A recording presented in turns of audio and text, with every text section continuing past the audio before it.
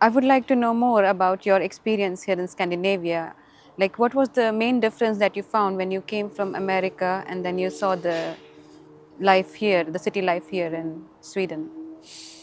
Yeah, so for one difference that I mentioned is that Sweden is very secular.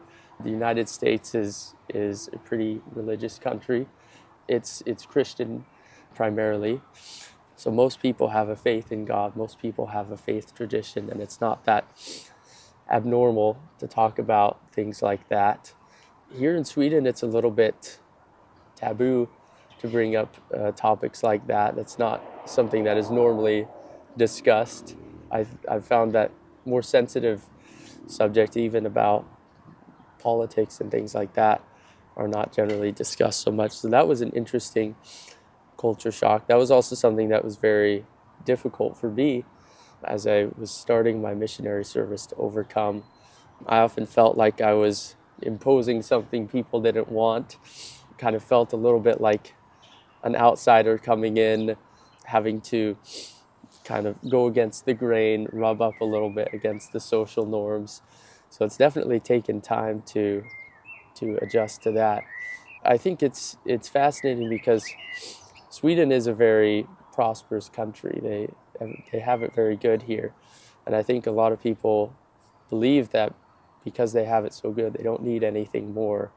People say they're satisfied a lot of times. They're good with where it is, and one thing about our faith is we don't settle for just good or we're just satisfied, but rather we want to reach our highest potential. Yes. Yeah, we want to be overflowing with joy about what our lives have become. We don't want just want to have it good, but we want to have it great, and we believe that that's possible through the life and teachings of Jesus Christ. I also faced this cultural issue a big time because I came from India. Yeah. So that was a big culture shock. Mm-hmm. But then there is also this aversion to even talk about these topics here. Mm-hmm. So at least I have not talked to so many people as you have talked to. I think you have talked to thousands of people. Yeah. So can you explain some of your challenges while talking to them? Like I think you mentioned a little bit, but if you can go a little bit deeper about how the people really feel here. I think they try to portray themselves that as they have everything got together in their life, but Mm-hmm. internally they are struggling a lot. Yeah. And then there are so much of depression rates and suicide rates in these countries. Mm-hmm. So people are like they hold it within themselves and they don't like to express it out. Mm-hmm. They think everything is fine, but internally it is not fine for them. Yeah. So if you can share your experience with the people here. Yeah.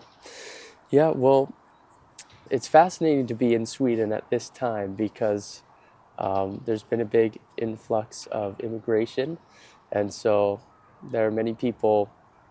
Even though the Swedish culture is pretty secular, there are a lot of Muslims, for example. There are a lot of people that have come in from the Middle East and Africa and South America that have you know so many different beliefs and religious backgrounds, and so there's definitely been very many different answers that we get based on where people come from.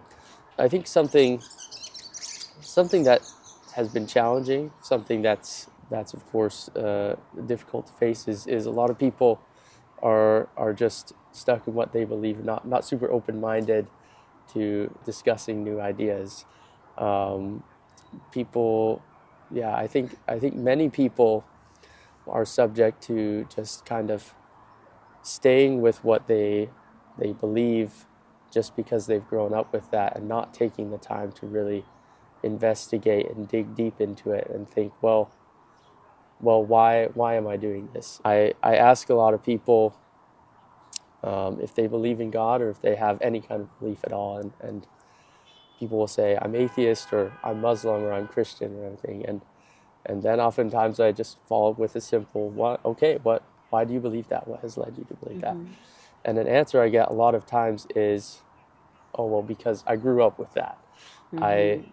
I've just always been Muslim. I've always been Christian. I've always been atheist. So that's just how it is.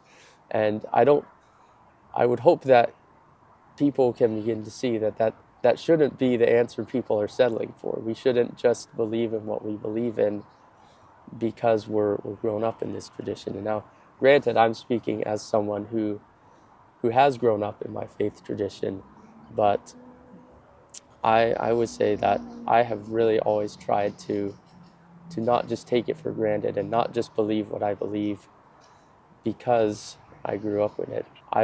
I don't attribute my faith and my testimony, so to say, to my upbringing, but I attribute it to the work that I've put in to study and to do the spiritual practices that have led me to believe that this is true, and also to take a look around and see what other people say and believe, and that has led me to believe that this is the most right thing.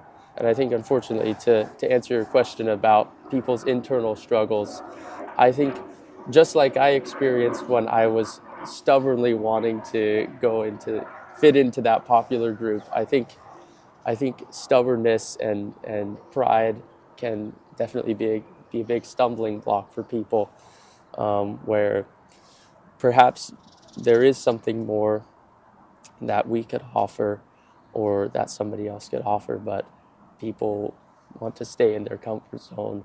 People refuse to accept that perhaps someone else from the outside could accept what they believe. And on top of that, there are very many misconceptions about our church. There's a lot of false information going around. So sometimes I've stopped somebody on the street and they immediately bring up some fact about our history or about our faith that is a little bit misconceived, just because they see the tag and they immediately go into assumptions. And I think it's not good to assume something about someone just on the surface. You really have to get to know a person or get to know a belief system truly, and not just make assumptions after perhaps some initial information that you find out.